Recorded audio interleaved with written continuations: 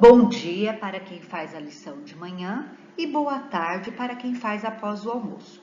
Hoje nossa aula será de gênero textual diário. Então, corre pegar o seu livro de português e já abra na página 88 e 89. Eu fico aguardando. Agora que você está com o seu livro, vamos acompanhar a leitura e ative o seu dedinho leitor com o indicador. Enquanto eu for lendo, você vai acompanhando com o seu dedinho. Vamos juntos! Na página 88 e 89, observe antes da leitura. Lembra um caderno aberto. Olha a letra. É a letrinha cursiva, a letrinha de mão da criança.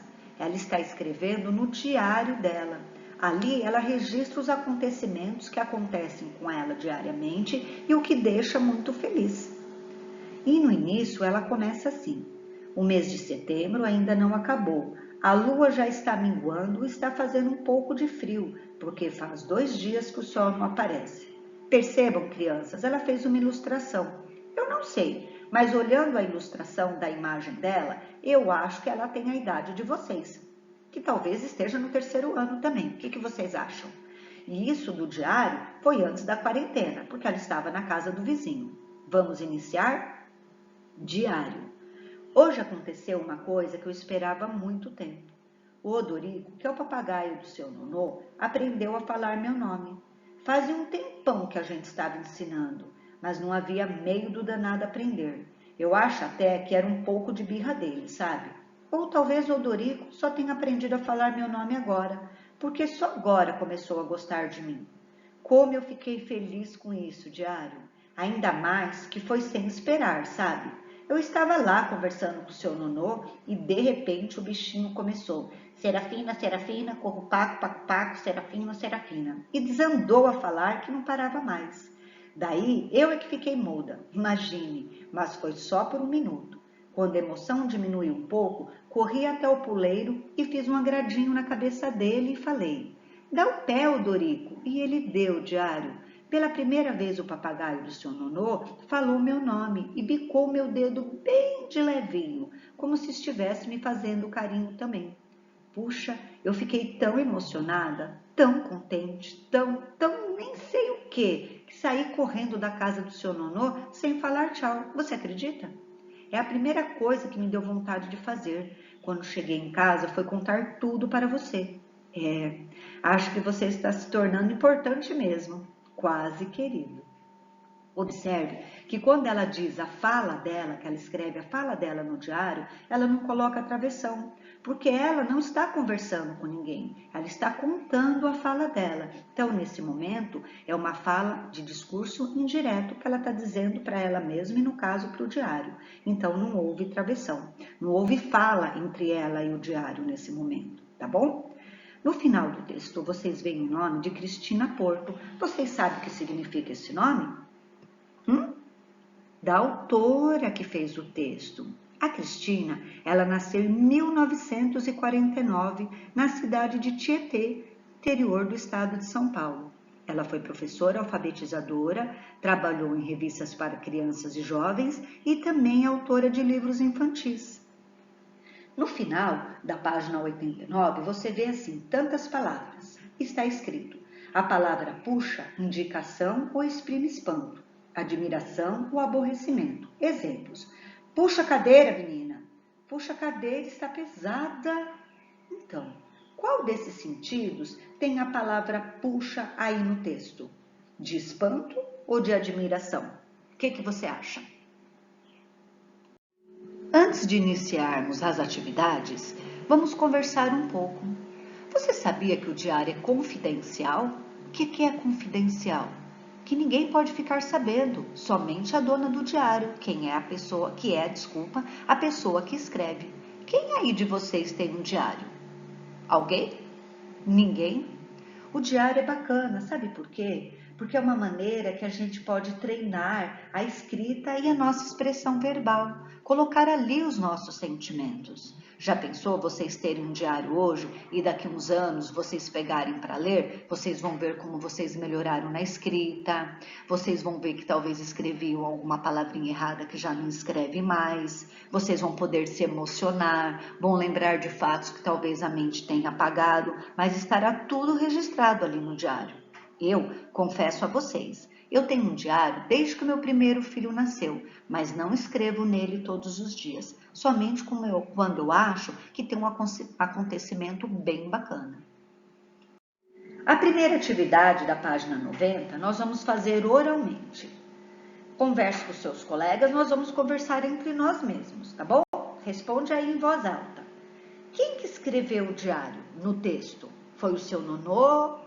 Foi o Odorico, o papagaio, ou foi a Serafina? Com quem que essa pessoa está conversando? Ela está conversando com o próprio diário. E o que acontecimentos são contados nesse diário? O que vocês acham?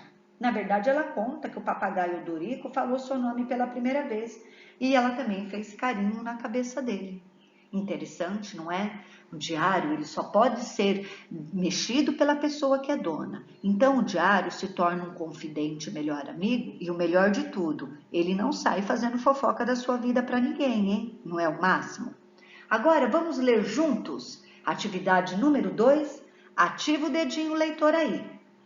Por que Serafina registrou no diário o que aconteceu com ela e com o Odorico? Por que você acha? Nós respondemos na letra C da número 1, não é mesmo? Número 3. Por que esse acontecimento é tão importante para a Serafina? Por que você acha que foi tão importante para ela? Porque a Serafina e seu nonô estavam ensinando o papagaio a falar o nome dela havia muito tempo, mas ele não aprendia? Ou porque o papagaio não sabe repetir palavras, mas falou o nome de Serafina? Na dúvida, nós temos sempre que retornar ao texto e ler novamente. Nós não podemos ter preguiça de ler o texto, porque as informações estão ali, dentro dele, e somente a leitura vai fazer com que a sua compreensão encontre as respostas necessárias. Na página 90 ainda, tem o Fique Sabendo. Olha só, o diário pessoal é o registro de uma pessoa que faz acontecimentos do seu dia a dia. A pessoa escreve sobre si mesma, contando o que fez e o que aconteceu naquele dia. O diário é como um amigo a quem pode contar sentimentos, desejos e segredos. Por isso, geralmente, é dado a ele um tratamento carinhoso de querido diário. Vamos para a próxima página? Agora, na página 91, está lá no início, fique sabendo. Então, o que o livro deseja que vocês fiquem sabendo? Qual é o objetivo dessa lição? É sobre o gênero textual diário. O diário, ele apresenta a indicação da data. Por quê? Porque no futuro, quando vocês forem ler, vocês vão saber o dia que ocorreu aquele acontecimento. E no diário se registra os fatos marcantes ocorridos naquele dia, a expressão de pensamentos ou sentimentos sobre esses fatos e o uso da linguagem informal. O uso da linguagem informal nós vimos algumas aulas atrás, vocês lembram?